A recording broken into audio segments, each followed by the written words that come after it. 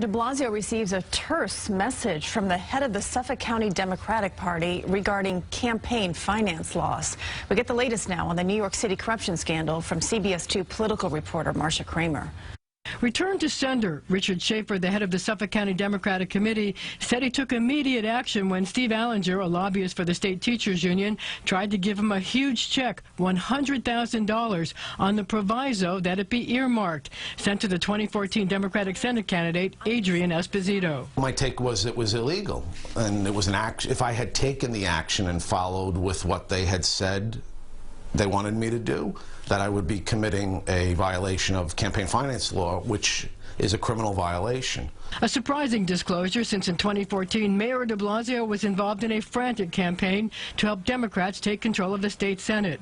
The Adrian Esposito race apparently key to his success. It was one of the targeted races that was being targeted in order to flip the Senate to the Democrats. The actions of Team de Blasio are being investigated by state and federal prosecutors to see if donors, including labor unions, made large contributions to local county committees to evade the $10,300 individual donation limit. When I first asked him about it in October 2014, the mayor said his actions were acceptable campaign practice. It's something that's been going on for a long time in the state. It's a very normal thing to provide support for party organizations. They say it's pay to play.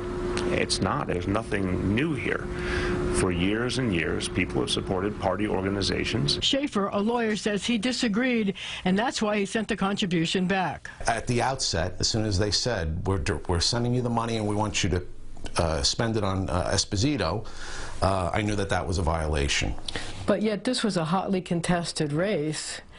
Wasn't it at all tempting for you to try to take this money to help her campaign? As I've always said, the most important thing to me is my law license, and I'm not going to do anything to jeopardize that.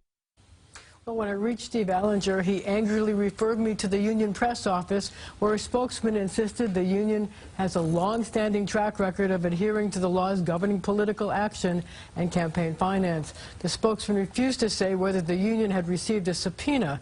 Now, Richard Schaefer says he will gladly talk to prosecutors.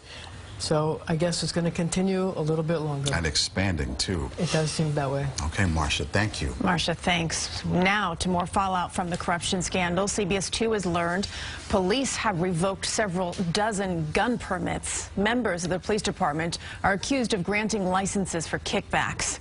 Also, meanwhile, an inspector from Internal Affairs has been placed in charge of the licensing unit. He replaces Deputy Inspector Michael Endall, who was reassigned amid the broader investigation.